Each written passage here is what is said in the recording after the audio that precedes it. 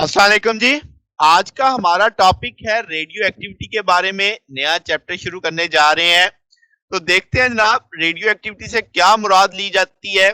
अब हमने last chapter में पढ़ा था कि तकरीबन 2500 न्यूक्लियाइड यानी सारे मिला के सारे आइसोटोप्स वगैरह देख के हमें मालूम है। उनमें से सिर्फ सिर्फ 300 स्टेबल है।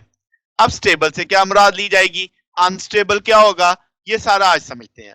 तो हम कहेंगे कि न्यूक्लियस बुनियादी तौर पे एक तरह से इंटेंस कंफ्लिक्ट एक्सपीरियंस करते हैं दो फोर्सेस की वजह से। अब वो दो फोर्सेस कौन सी हैं? एक है स्ट्रॉन्ग न्यूक्लियर फोर्स, वो वाली न्यूक्लियर फोर्स जो न्यूक्लियर को बनाने का बायस बनती है, और इसकी आपके पास यानी बहुत स्ट्रांग होती है। इसका जो कह लो कि एक्ट करने की जो जगह है वो इंतहाई कम होती है, फेम्टोसाइज में ये एक्ट करती है।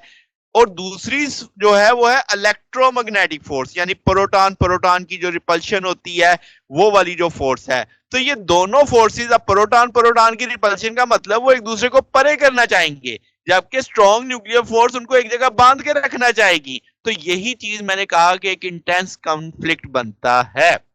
इसी वजह से बहुत सारे जो आपके आइसोटोप्स हैं वो अनस्टेबल हो जाते हैं, और वो फिर अपने आप को स्टेबल करने के लिए रेडिएशन अमिट करते हैं। अब रेडिएशन क्या जनाब, पहले इसको देख लेते हैं। तो एक लफ्ज में लिखा रेडियो एक्टिव डिके, इससे हम न्यूक्लियर डिके भी कहते हैं, इसी को रेडियो एक्टिविटी भी बोलते हैं। ये एक प्रोसेस है। इस प्रोसेस में क्या होता है कि जो अनस्टेबल न्यूक्लियाई है वो एनर्जी अपनी कम करते हैं। किस तरीके से? अल्फा पार्टिकल एमिट करने से, बीटा पार्टिकल एमिट करने से, या गैमा रे एमिट करने से। रे लिख लेना चाहिए, गैमा पार्टिकल नहीं होते, तो गैमा रेस के साथ। ठीक है, तो ये बुनियाद है कि भाई अनस्टेबल चीज ने स्टेबिलिटी हासिल करनी है, उसने या अल्फा मिट करेगा, या बीटा मिट करेगा, या गैमा मिट करेगा। ठीक। दूसरे इसी बात को आप ऐसे भी डिफाइन करवा सकते हो कि अनस्टेबल स्ट्रक्चर या जो आपके आइसोटोप्स होंगे वो डिके करेंगे, एक न्यूक्लियाई से दूसरी फॉर्म बनाएंगे, और इस दौरान वो पार्टिकल एमिट करेंगे, इलेक्ट्रोमैग्नेटिक रेडिएशन यानी गैमा रेडिएशन एमिट करेंगे, और ये जो प्रोसेस होगा ये प्रोसेस रेडियो एक्टिविटी कहलाएगा। ठीक है। अब ये इसमें एक इन्फो बढ़िया है। 1896 में रेडियो एक्टिविटी हम कहते हैं डिस्कवर हुई। किसने की? हेनरी बैकरल ने की। अब हेनरी बैकरल बेसिकली आपके पास कुछ ऐसे मटेरियल्स पे काम कर रहा था जो अंधेरे में चमकते हैं। तो उसने फोटोग्राफिक प्लेट को रखा ब्लैक पेपर में, और मुख्तलिफ तरह के जो आपके साल्ट थे उसके अंदर रखे, और वो जितना रिजल्ट कुछ भी ना आया। मगर जब उसने यूरेनियम साल्ट इस्तेमाल किया तो एक अजीब ही मामला हुआ कि जो प्लेट आपने थी उसने क्या किया, उसे ब्लैक कर दिया। यानी कि प्लेट को जो रैप करके रखा था ब्लैक पेपर में, उसकी बजाय उसने प्लेट ही काली कर दी सारी, फोटोग्राफिक प्लेट। तो इससे पता चला कि ये जो ब्लैकनिंग है ये सिर्फ यूरेनियम के साल्ट से नहीं होती, ये मेटेलिक यूरेनियम से भी होती है। तो इसीलिए ऐसी रेडिएशन को उस वक्त नाम दिया गया बैकरल रेस का। ठीक है। अब जरा कुछ इसकी प्रॉपर्टी समझ लेते हैं कि रेडियो एक्टिविटीज की खास बातें क्या है। तो हम जानेंगे कि ये टोटली न्यूक्लियर फिनोमेना है, जो कि आपके पास किस वजह से है? इंस्टेबिलिटी ऑफ न्यूक्लियस की वजह से होता है। फिर अगली अहम बात, ये स्पॉन्टेनियस होता है। ठीक है, प्रेडिक्ट नहीं किया जा सकता, ये इरिवर्सिबल होता है। फिर ये बैरूनी पैरामीटर्स पे डिपेंड ही नहीं करता, यानी प्रेशर, टेम्परेचर, जो सब्सटेंस की state, electric field, magnetic field, catalyst, इन चीजों पे ये डिपेंड नहीं करता। फिर वो एलिमेंट जो ये प्रॉपर्टी दिखा रहे होते हैं, जिनमें ये खूबी होती है, जो स्पॉन्टेनियसली डिके करते हैं, उनको हम रेडियो एक्टिव एलिमेंट कहते हैं। ठीक है। और रेडियो एक्टिव एलिमेंट मैंने जैसे शुरू में बताया alpha beta gamma radiation emit करता है। ठीक है। और वो जो आपके पास जो ये रेडिएशन का अमिट करना है, ये न्यूक्लियस की एज पे डिपेंड नहीं करता, और इस पे भी नहीं कि वो पैदा कैसे हुआ था, इस चीज पे भी वो डिपेंड नहीं करता, यानी ये उसकी इंट्रिंसिक प्रॉपर्टी एक तरह से हो गई। फिर आपके पास वो रेडियो एक्टिव एलिमेंट जो अल्फा बीटा अमिट नहीं करते, यानी कोई भी अल्फा और बीटा साइमल्टेनियसली अमिट नहीं होगा, एक वक्त में एक आएगा। ठीक है। फिर आपके पास जो ओरिजिनल रेडियो एक्टिव न्यूक्लियस होता है उसे हम पेरेंट एलिमेंट कहते हैं। उसके डिके होने के बाद अल्फा या बीटा निकलने के बाद एक नया एलिमेंट बन जाता है जो कि डॉटर एलिमेंट कहलाता है। और जो फिजिकल और केमिकल प्रॉपर्टीज होती हैं डॉटर की, वो बिल्कुल मुख्तलिफ होती हैं किससे? पेरेंट एलिमेंट से। तो ये चंद बेसिक बेसिक प्रॉपर्टीज थी रेडियो एक्टिविटी की जो आपके जेहन में होनी चाहिए। फिर अगली बात, आर्टिफिशियल रेडियो एक्टिविटी क्या है?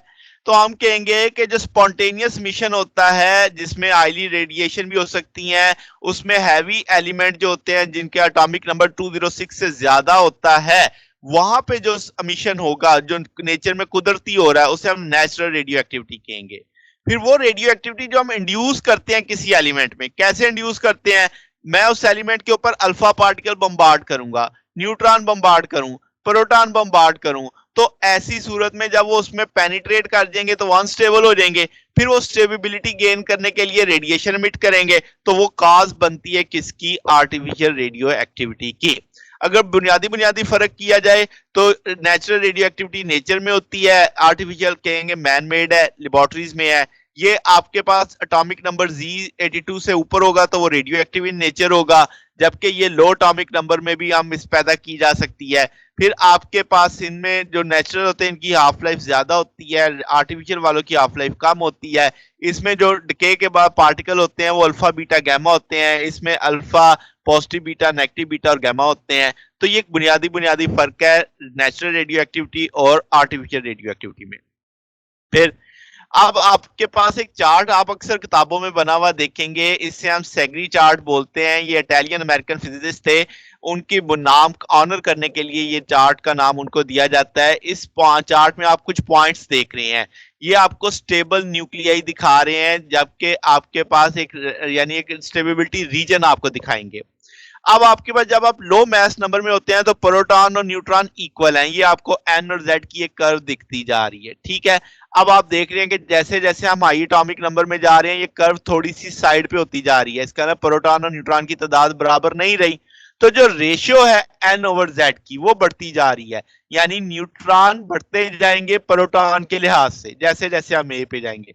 तो एट 1.6 लार्ज जो मैस नंबर है तो वो आपके पास यानी इन्फ्लुएंस होगा किससे? Electrostatic repulsion of proton. अच्छा, अब ये जो आप कर्व देख रहे हैं जो ऊपर की जानिब जा रही है, इसके दाएं और बाएं की अगर मैं बात करूं कि जो पॉइंट्स आपको इसके राइट पे जहां पे मेरा कर्सर इस वक्त चल रहा है यानी इस कर्व के दाएं पर, तो आपके पास यहाँ पे ये वो एलिमेंट होंगे जिनमें प्रोटॉन ज्यादा है, और अगर आप इसकी लेफ्ट पे चल जाओ जहां पे अब मेरा कर्सर चल रहा है यहाँ पे वो तो होंगे जिनके न्यूट्रॉन ज्यादा है, ठीक है। कर्व इस तरीके से ये डिजाइन की गई है।